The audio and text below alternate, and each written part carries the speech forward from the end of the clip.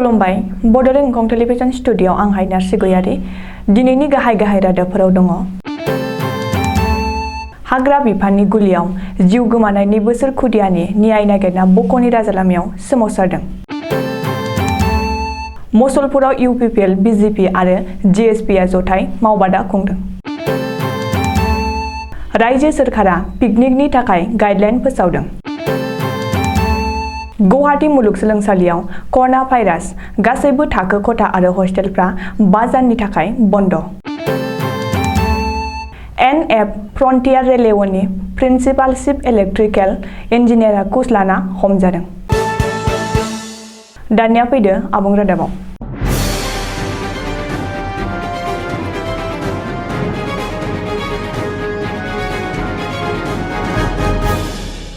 थांनाय शुक्रबारखालि खोला कामरुप हाग्रा बिफाननि गुलियाव जिउ गोमानाय 2 बोसोर बैसोनि आरबि दैमारिनि थार बिजिरनाय आरो न्याय नागिरनानै दिनै बक'नि राजालामायाव सोमावसारदों।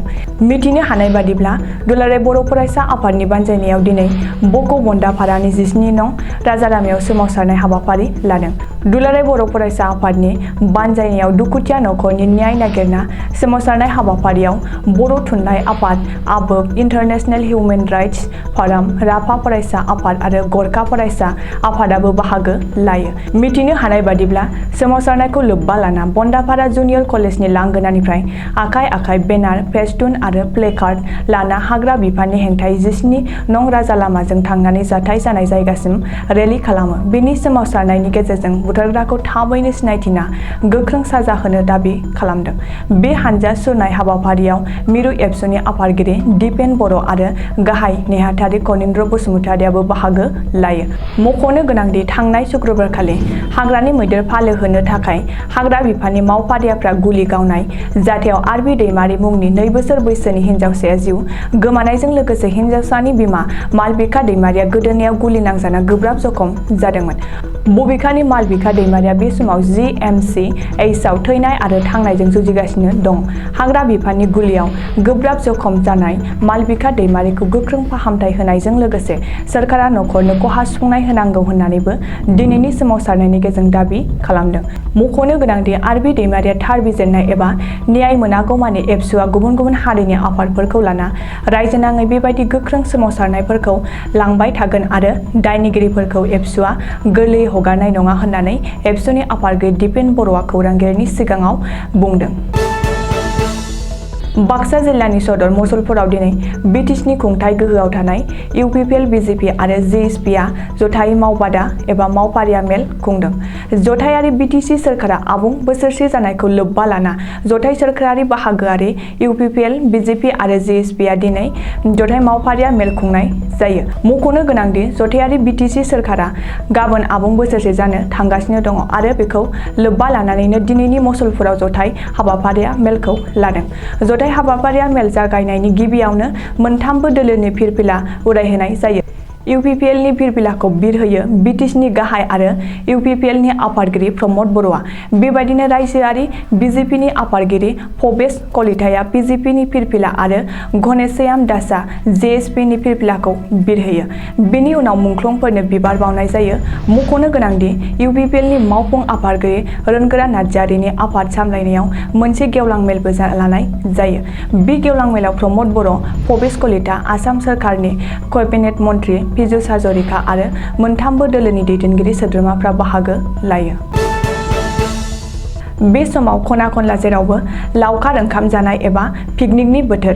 पिकनिकनि बोथोरखौ नोजोर बोना रायजो सोरखारनि हान्थामेला बिफाना माखासे गाइडलाइन फोसावदों।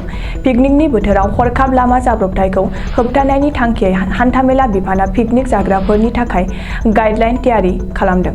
सोरखारा फोसावनाय गाइडलाइन बायदियै रावबो जौ लोंनानै गारि सालायनो मोननाय नङा, जोबोर गोबारै गारि सालायनो मोननाय नङा, गारि सालायफुनाय समाव मबाइल फन रायज्लायनो मोननाय नङा। नङा, जोबोर गोबारै मेथाइ दामखावना सोदोब गुबुंहोनो मोननाय नङा। बेनि अनगायैबो जाब्रबथायखौ होबथानो थाखाय हान्थामेला बिफाना माखासे गोनांथार राहा लादों। पिकनिकआव थांनाय समाव गारि भारा लायोब्ला गारि ड्राइभार एबा एजेन्सिनिफ्राय ड्राइभारा जौ लोङा होननानै लिरनानै होनांगोन।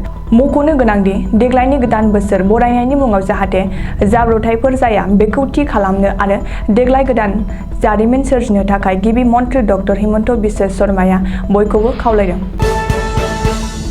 गुवाहाटी मुलुगसोलोंसालियाव कर'ना भाइरासनि उदखार। गुवाहाटी मुलुगसोलोंसालि खुंथाया 5 साननि थाखाय बन्द' खालामबाय। मुलुगसोलोंसालिनि थाखो खथा आरो गासैबो हस्टेल। मिथिनो हानाय बादिब्ला गुवाहाटी मुलुगसोलोंसालियाव कर'ना भाइरास सन्देरनायखौ नोजोर होनानै फैगौ 15 दिसेम्बरनिफ्राय 19 दिसेम्बरसिम 5 साननि थाखाय गासैबो अफलाइन थाखो खथा आरो हस्टेलफोरखौ बन्द' खालामबाय।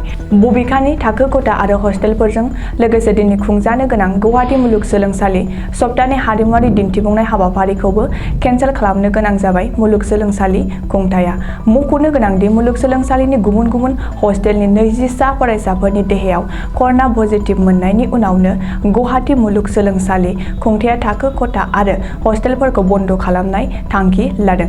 रिपर्ट बादिब्ला सावस्रि बिफाननि बिथोन बादियै थांनाय सप्तानिफ्राय गुवाहाटी मुलुगसोलोंसालियाव कर'ना टेस्ट खालामनाय जादों आरो बावैसो सा 20 फरायसाफोरनि देहायाव कर'ना पजिटिभ मोनदों। ओरैहाय गुवाहाटी मुलुगसोलोंसालिनि उनाव गुवाहाटी नोगोरमानिनो बि बरुवा फरायसालिमायावबो कर'नानि उदखारि। बे खौरांखौ सुजुनाय समहालागै बि बरुवा फरायसालिमानि सा 6 फरायसुलिफोरनि देहायाव कर'ना पजिटिभ मोनदों होनना मिथिनो हादों। सिबिआइनि जेआव एन.ए. फ्रन्टियार रेलवेनि सासे गोजौ थाखोनि मावख'गिरि घुस लानाय आरो नोगोद 2,50 लाख रां दाबिनायनि दायाव रेलवेनि गोजौ थाखोनि मावख'गिरिखौ सिबिआइआ एरेस्ट खालामदों। एन.ए. फ्रन्टियार रेलवेनि principal chief electrical engineer Ranjit Kumar बराखौ दिनै सिबिआइआ एरेस्ट खालामदों। मिथिनो हानाय बादिब्ला रेलवे अफिसार रन्जित कुमार बराया 2,50 लाख रां घुस बिदोंमोन। बेनिनो 50 लाख रां लाग्रोनाय समावनो सिबिआइआ रन्जित कुमार बराखौ हमदों। बबेखानि एन.ए. फ्रन्टियार रेलवेनि principal chief electrical engineer Ranjit Kumar बराया खामानि होनायनि मुङाव मोनसे फसंथाननिफ्राय 2.5 कौटि रां दाबि खालामदोंमोन। नाथाय रन्जित कुमार बराजों लोगोसे घुस होग्रा फसंथाननि सोद्रोमाफोरखौबो दिनै सिबिआइ एरेस्ट खालामो होननानै खौरां मोनदों। दिनैनि रादाबा एसेनोसै। गोजोन्थों।